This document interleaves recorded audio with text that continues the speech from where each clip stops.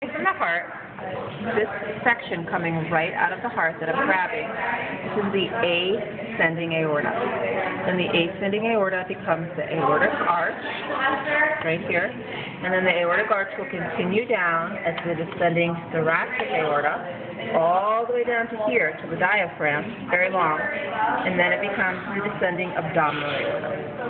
Okay? Off the aortic arch are two branches. The first branch, a small branch from here to here, this is the cat's brachiocephalic artery.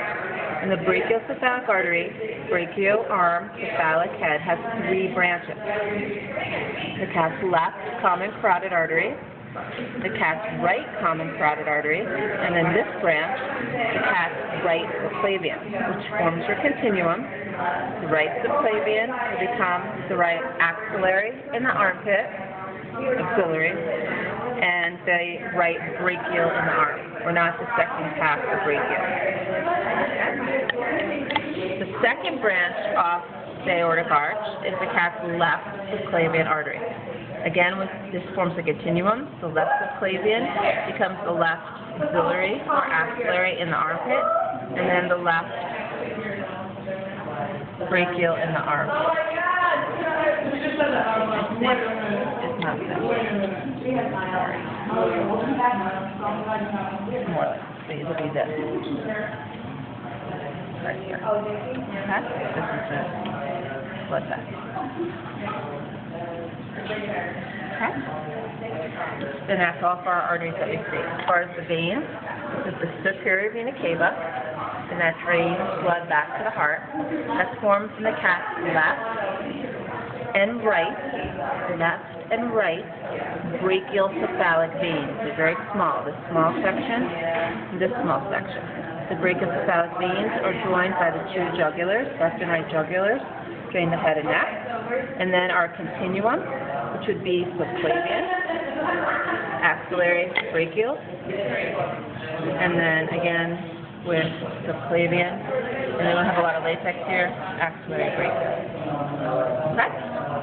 We also need to see the inferior vena cava, which is right here. Continues all the way down into the abdominal pelvic cavity. So if you get inferior vena cava, why not touch right here? This will be a little easier. We also need to see the azygos. It drains the thoracic wall and dumps into the superior vena cava, azygos. And then the last thing to see up here is the pulmonary trunk. The pulmonary trunk is between the cat's left auricle and the aortic arch. So between the left auricle and the aortic arch is this structure, which is the pulmonary trunk. We've locked the lungs over here, so we can't tell that it's going to the lungs, but this structure does go right to the lungs. Okay. We go down the descending thoracic aorta, comes the descending abdominal aorta. The first branch off the descending abdominal aorta is called the celiac trunk.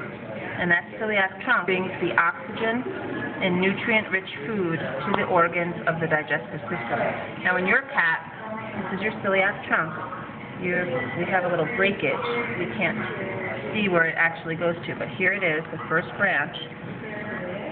Right here, celiac trunk, and it will continue to this vessel right here. So the celiac trunk has three branches coming off of it that we can clearly see. So in order to see this, though, I think it's best to pull it and then use another tweezer. So if you get this on your quiz, the first one here is the hepatic that goes to the liver, the gastric, which goes right to the stomach, and the splenic right here, which goes right to the spleen. And you'll see there'll be more than one branch, but if you go like this, you get a good view of it. Okay. All right? Hepatic, gastric, splenic. Before it branches off, that's called the celiac. Celiac trunk. And yours, you just have this little nub right here. Okay. The second branch off the descending abdominal aorta, which is also broken, is this branch that goes right to here. This is the superior mesenteric artery, and that goes right to the small intestine. That's connected, okay. Superior small intestine, that goes by the S, right? It brings oxygen-rich blood to the small intestine. It's the one that's above. superior. The next branch would be our left and right renal. Here's your renal artery. There's one on the other side, but we just didn't dissect that.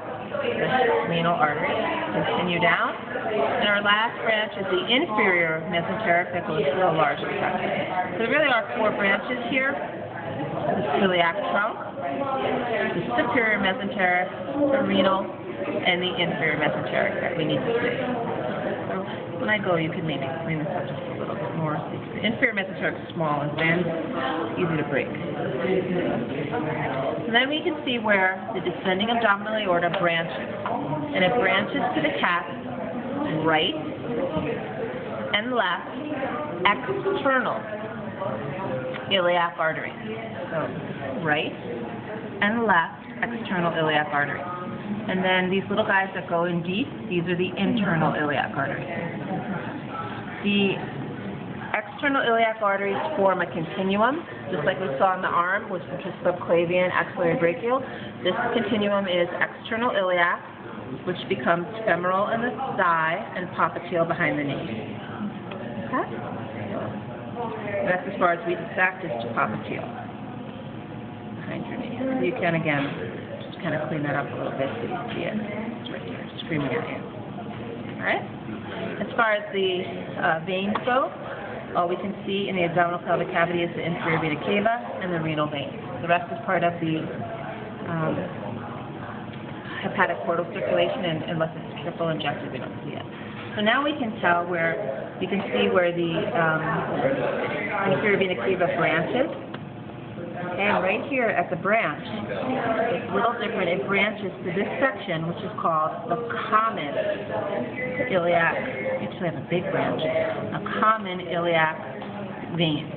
Okay, so you have a left and right common iliac vein. And then you have a little vein that goes in deep, and I think that's the internal iliac vein. Okay, so we don't have a common iliac artery in a cat. We do in humans. So first it's common, and then the little branch that goes in we'll say is internal. And then from internal it becomes external, femoral in the thigh, popliteal behind the knee. And then the longest vein and most superficial we study is the great saphenous. It comes off the femoral. You have a little bit of it here. Great saphenous vein, but a lot. Now it's broken, but it's very superficial. You can see that a latex explosion right here where it would be. How's that?